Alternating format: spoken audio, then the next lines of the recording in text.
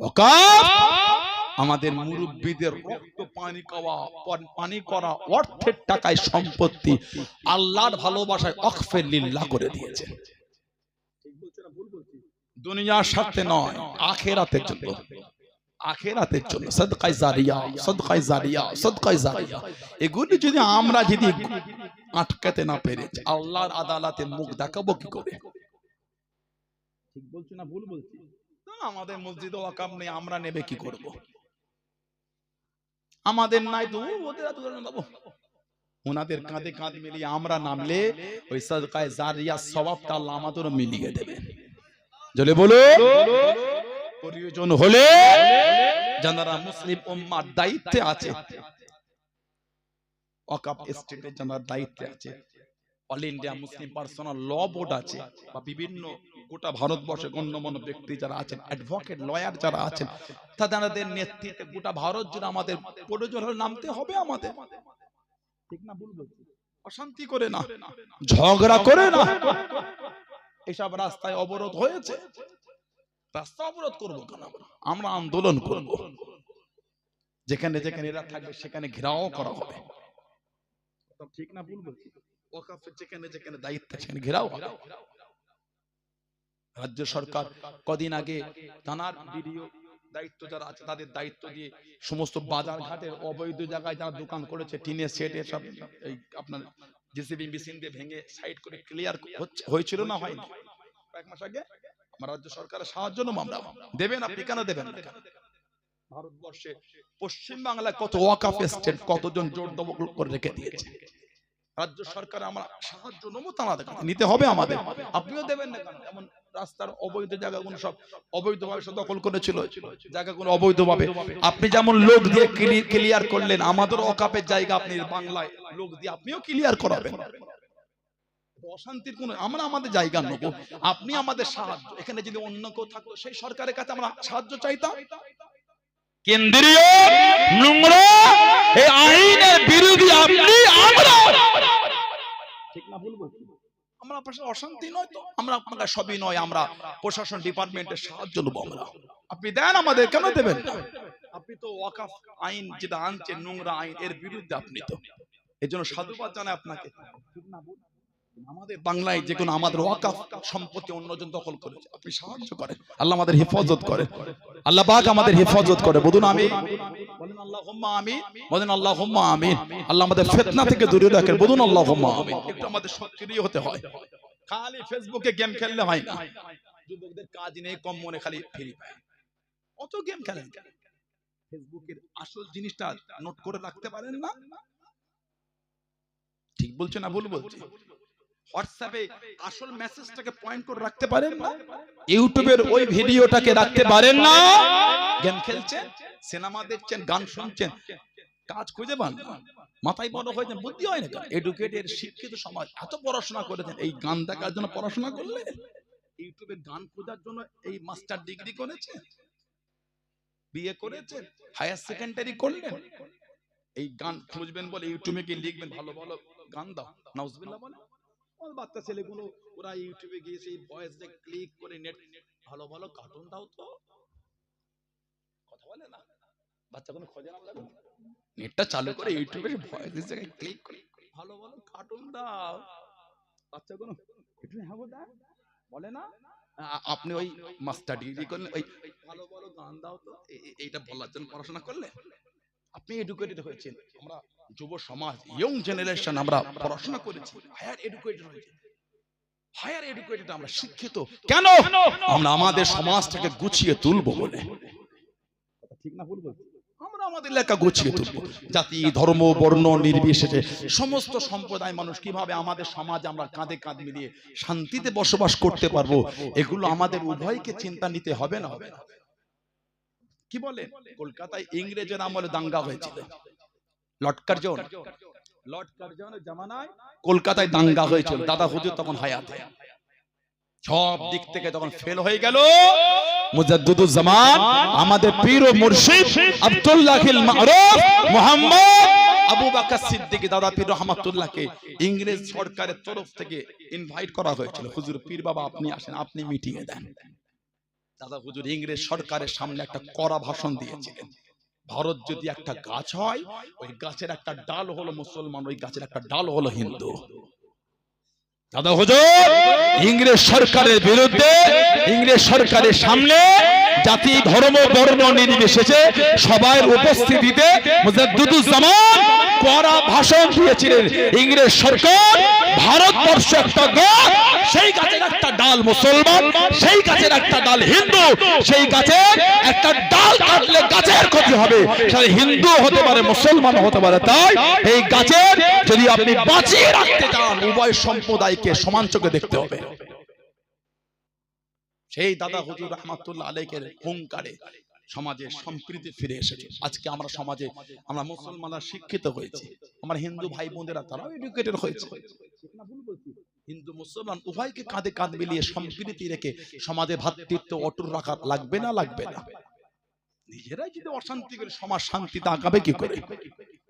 অশান্তি করলে হয়, শান্তি ফিরিয়ে আনতে হয়। কিছু কিছু লোক তো চাইছে অশান্তি করতে, ঠিক না ভুল? কদিন আগে আমি একটা ফেসবুকে পোস্ট দেখলাম, হয়তো অনেকে দেখেছেন, অবাক হয়ে যাবে। মানুষের চিন্তাধারা, মানুষের টেন্ডেন্সি গুলো তো নোংরা জঘন্য হয় কি করে, বড্ড ঘৃণা লাগে। এই লোকগুলোর কথা ভাবলে বড্ড ঘৃণা লাগে, এরা এত নোংরা কেন? এই গত কদিন ধরে আমার হিন্দু ভাইদের তাদের একটা ধর্মীয় প্রোগ্রাম চলছে, সম্ভবত ইউপিতে কুম্ভ মেলা চলছে না? ইউপি কুম্ভ মেলা। আমার হিন্দু ভাইদের ওখানে আমাদের মাথা দেওয়া ঠিক হবে বলে মনে হয় আপনাদের? না, ওটা ওনাদের ধর্মীয় ব্যাপার, ওটা ওনাদের ধর্মের ব্যাপার। আমরা কার মাথা দেব? উচিত না আমাদের কিছু বলা। আমার ইসলাম আমাকে নিষেধ করেছে। সুবহানাল্লাহ বলে। অন্যের ধর্ম, অন্যের দেবদেবী গালি দিও না, ভুলবশত সেও তোমার আল্লাহকে গালি দেবে। না না, এটা আমাদের উচিত না।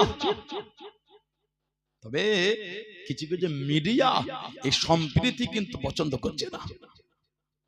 জান জ্বলে পুড়ে কেমন হয়ে গেল। ওরা চাইছে না হিন্দু মুসলমান কাঁধে কাঁধ মিলিয়ে ঘুরুক। যদি চাইতো মিডিয়ায় বিষ ছড়াতো না। ঠিক বললাম না ভুল বললাম? সংবিধান কনস্টিটিউশন ডক্টর ভীমরাও আম্বেদকর 26শে জানুয়ারি রিপাবলিক ডে চলে গেল। 26শে জানুয়ারি বলেন কি রিপাবলিক ডে। সংবিধান ভারতের পার্লামেন্টে মান পেয়েছিল, সংগৃহীত হয়েছিল রিপাবলিক ডে, ঠিক না? ডক্টর বাবা সাহেব ভীমরাও আম্বেদকর যে সংবিধান রচয়িতা করেছেন, এই সংবিধানের চতুর্থ স্তম্ভ হচ্ছে মিডিয়া।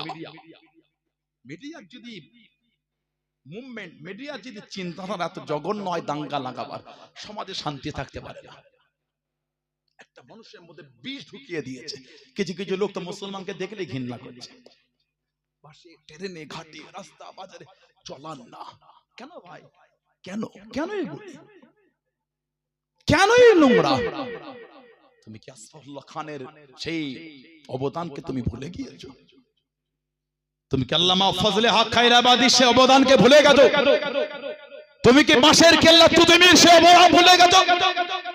তুমি কি পীর আবু বকর সিদ্দিক রাহমাতুল্লাহ আলাইহির সেই সম্প্রীতির বার্তাকে তুমি ভুলে গিয়েছো? আমার দিকে নোংরা চোখে দেখো। তুমি কি আশফাকুল্লাহ খানের সেই অবদান ভুলে গেলে? জানাকি আপনার আন্দামান নিকোবর সেলুলার জেলের মধ্যে জানাকে বন্দী করেছিল, নিজের শরীরে রক্ত দিয়ে ভালোবাসায় ভারতকে ভালোবেসে তিনি রক্ত দিয়ে লিখেছিলেন হাফেজ গোলাম মাসুদ বাঁশের কেল্লা তিতুমির। যে বাঁশের কেল্লা তিতুমিরের সান্নিধ্যে এলে জাতি ধর্ম বর্ণ নির্বিশেষে সমস্ত সম্প্রদায়ের মানুষ ইংরেজদের বিরুদ্ধে একটা লড়াইয়ের জন্য একটা মনের মধ্যে একটা জোট তৈরি হতো। সেই বাঁশের কেল্লা তিতুমির অবদানকে ভুলে গেলে? তুমি কি টিপু সুলতানের অবদান? আজকে টিপু সুলতানকে তো ভারত বিরোধী দেখানো হচ্ছে। ইংরেজদের বিরুদ্ধে সর্বপ্রথম কঠিন আওয়াজ তুলেছিল আপনার টিপু সুলতান। জোরে বলে, জোরে বলা গেল না? ওজন্যই তো কিছু গাদ্দারকে ইংরেজরা কিনে পয়সা দিয়ে, পয়সার লোভ দেখিয়ে কিছু গাদ্দারকে কিনে ওই টিপু সুলতানের গোটা খানদানকে শহীদ করেছে। বুঝতে পারেন? সব ইতিহাস আমরা জানি। আজকে কিছু নোংরা নোংরা মানুষ মুসলমানের নাম পেলেই যেন গা জ্বলছে তাদের। আর কদিন আগে মুর্শিদাবাদের রেল লাইনে দুটো জঙ্গি গিয়ে বোম রাখলো, মিডিয়া এসেছিল। কোন জঙ্গি সংগঠনের সঙ্গে যোগ আছে ওদের, কোন দেশ থেকে টাকা এলো, কেউ তো প্রশ্ন করলো না। এটা মুসলমান দাঁড়িয়েওয়ালা ধরা পড়লে কোন দেশের, ওই দেশের ওই দেশের ওই দেশের, ঠিক না ভুল বলছি? যে আপনার অনুপ্রবেশকারী কি করে এলো, হাজার হাজার হাজার হাজার হাজার হাজার কোটি মিলিয়ন বিলিয়ন ট্রিলিয়ন টাকা খরচা করে বর্ডার গুলোকে বিএসএফ দিয়ে ঘিরে রাখা হয়েছে, তারপরও অবৈধ লোক ঢুকছে কি করে? কথা বলছে না? তাহলে কমজোরি তোমাদের, নিরীহ লোকের উপর জুলুম করছে, কমজোর তো তোমাদের। লজ্জা লাগে না নিরীহ লোকগুলোর উপর জুলুম করতে? দুঃখের কথা কাকে বলবে? কদিন আগে ফেসবুকে আমার হিন্দু ভাইদের কুম্ভ মেলাকে একটা নোংরা পোস্ট, আমি ঘৃণা করি এই সমস্ত পোস্টগুলিকে। নাম নাসির পাঠান, নামটা কাদের হতে বলে বলেন তো? বলে কোন সম্প্রদায়? নাসির পাঠান কোন সম্প্রদায় বলেন? নাসির পাঠান ফেসবুকে পোস্ট করেছে কি জানেন? যে কুম্ভ মেলায় বিস্ফোরণ ঘটাবে, হুমকি দিয়েছে। ঘৃণা লাগছে না? কথা বলছেন না কেন? যদি মুসলমানই নাসির পাঠান দিয়ে থাকে, শাস্তি হওয়া উচিত না উচিত না? ধর্ম দেখে না অন্যায় দেখে? জোরে বলে। ভারতে কিছু কিছু লোক ধর্ম থেকে শাস্তি দিতে চায় না, অন্যায় লোকের ধর্ম দেখতে নয়, শাস্তি থেকে, অন্যায় থেকে শাস্তি দিতে হয়। ধর্ম থেকে শাস্তি, অন্যায় করেছে শাস্তি দাও, প্রয়োজন হলে ফাঁসি দাও। কে ধর্ম বলতে পারবো না, অন্যায়কারীরা বা ধর্ম খুঁজছো, তুমি লজ্জা লাগে না? চোরেরা বা ধর্ম খোঁজে, চোরের দেখতে হয় চুরি করেছে সে, তাদের আবার কিসের ধর্ম? খুনিরা বা ধর্ম দেখে, খুন করেছে ওকে ফাঁসি দে, ভারতের সংবিধানকে মেনে আইন অনুযায়ী ফাঁসি দে। ধর্ম খুঁজছো, নামটা কি বললাম? বলে নাসির পাঠান। রাগ হচ্ছে না?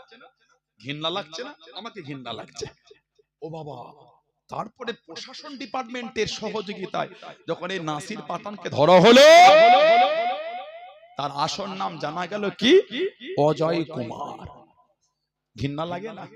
ঘৃণা লাগে না? কই অজয় কুমারকে দেখে জঙ্গি বললো না?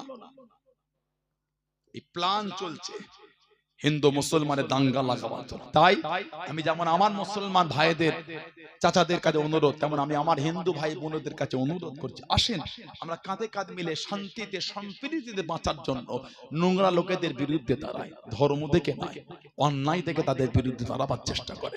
দেখবে সমাজে শান্তি সম্প্রীতি মেলবন্ধন ভালোবাসা অটুটি থাকবে। অন্যায় ভাবে আমাকে কষ্ট দিয়ে আপনি সুখে থাকতে পারেন না। যে লোককে কষ্ট দেয় না, তার মনে সবসময় একটা টেনশন ফিল করে, ডিপ্রেশন। মুসলমানকে কষ্ট দিয়ে আপনি খুশি থাকতে পারেন না, কোনোদিন হতে পারে না। আপনিও ভালো থাকেন, আমিও ভালো থাকি, আসে সেই পরিবেশ তৈরি করে দেখবেন আপনার সকালটাও সুন্দর হবে ইনশাআল্লাহ। আলহামদুলিল্লাহ, আমার সকালটাও সুন্দর হবে। আল্লাহ আমাদের কবুল করে, আল্লাহ আমাদের ফিতনা থেকে দূরে রাখেন। জাতি ধর্ম বর্ণ নির্বিশেষে সকলকে আল্লাহ কাঁধে কাঁধ মিলিয়ে মাথা উঁচু করে শান্তিতে বসবাসের তৌফিক দান করেন। নোংরা লোকেদের হাত থেকে আল্লাহ আমাদের সকলকে রক্ষা করে। বলুন আমিন, বলেন আমিন, জোরে বলেন আমিন। আমার ভাইয়েরা, বাচ্চারা, ছেলেরা, যুবকেরা, মুরব্বীরা, আমার আপনার পীর দাদা পীর রহমাতুল্লাহ আলাইহি, তানাকে পীর বলে মানেন আপনারা? সত্যি ভালোবাসেন? ঠিক বলছেন, নীতি ঠিক করে। এই হুজুরটার ভাষা, এই হুজুরটার আখলাক, এই হুজুরটা চলাফেরা যদি নোংরা মনে হয়, সানাউল্লাহ সিদ্দিকীর থেকে দূরে চলে যান, আমার কোনো দুঃখ নাই। মুজাদ্দিদুজ্জামানকে ভালোবাসে, পাঁচ হুজুর রাহমাহুমুল্লাহ দাদুজানদের ভালোবাসে, আমার আব্বাজান আমার চাচাজান মুরব্বি হুজুরগুলিকে ভালোবাসে। আমি খারাপ তো কি হয়েছে? আমার আরো তো 20টা 30টা 40টা ভাই তানাদের ভালোবাসে, ওই ভালোবাসা নিয়ে মজবুত থাকে। এই হুজুর খারাপ হলে এই হুজুরের থেকে দূরে চলে যান। আমার জন্য ফুরফুরা শরীফের দুর্নাম করছেন কেন? ওই দরবারের ইজ্জত আমার জন্য হলো, ওই দরবারের ইজ্জত আল্লাহ ওনাদের জন্য দিয়েছে। জোরে বলো, জোরে বলা গেল না? কে কোথা থেকে কার 3টে ভিডিও চলে এলো ফেসবুকে আর হোয়াটসঅ্যাপে, এগুলো দেখবেন না। কত সময় আছে আমাদের, কাজ নেই, কম্ম নেই, কিচ্ছু নেই, উঠেই খালি শুরু হয়ে গেল ফুরফুরা হুজুর ওই। আরে বাবা অস্কন না, এতদিন বলে বলে মুখে ফেনা তুললে ফুরফুরা হুজুরদের পেটে এলেম নাই, বাপ দাদার গল্প করে, এখন নিজেদের মুখে ফেনা উঠে গেছে ফুরফুরা হুজুরদের বিরুদ্ধে বলতে। আবু জেহেল গর্ত খুঁড়েছিল নবীকে ফেলবে, নবী পাককে ফেলতে পারে, নিজের গর্তে নিজে পড়েছে। সারা জীবন মুখের ফেনা তুলে ফুরফুরা হুজুর বাপ দাদার গল্প করে, বাপ দাদার গল্প করে, এখন ওরাই দেখে আমাদের নিয়েই ব্যস্ত। 2 ঘন্টা ওয়াজ, 2 ঘন্টা 2 মিনিট আমাদের নিয়েই করছে। কথা বলে না এই হচ্ছে। আরে বাবা ওয়াজ করো না রে বাবা, তুমি কি ভাবছো ফুরফুরা হুজুরদের বিরুদ্ধে বলে লোক যাওয়া কমে গেল, ভালোবাসা কমে যাবে? মুরব্বিগুলোকে জিজ্ঞাসা করেন তো ঈসা সাহেব আগে কেমন লোক হতো আর এখন কি হচ্ছে। ভয়ে লোকগুলো যায়, মুরব্বিগুলো ভয় আর যেতে চায় না। বাবা দরকার না 2 দিন আগে ঘুরে আসবো, 21 22 23 বাবা সেই উজুল থেকে হাঁটতে পারবো না, শিয়াখালাই বাস রাখো, উজুল থেকে হেঁটে হেঁটে যাও। ও বাবা হবে না বাবা, একদিন আগে যায় না 3 দিন পরে যাবে। মুরব্বিগুলো ভয়ে যেতে চায় না, বসার জায়গা নাই, হাঁটার জায়গা নাই, ঠেলে ঠেলে বুকে যন্ত্রণা হয়ে গেল, বাবা সেই ঈসা সাহেব পরে যাবো। ঠিক না? জিজ্ঞেস করেন আগে এমন লোক থেকে, জিজ্ঞেস করেন। ছোটবেলায় আমাদের কাছে আমাদের বাড়ির দিকে লোকের চাপ কম, এখন দম ফেলতে পারা যায় না। ঠিক বলছি? আল্লাহ ইজ্জতের মালিক, ইজ্জত আল্লাহ দিয়েছেন, আপনি কি করবেন?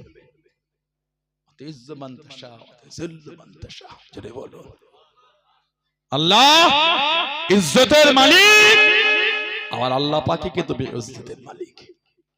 পাকা ভালো, বেশি পাকাটা ভালো না। তুমি ফুরফুরা হুজুরদের বিরুদ্ধে বলছো, জানো ওই দরবারটা আল্লাহ পাকের দরবারে কবুলিয়াত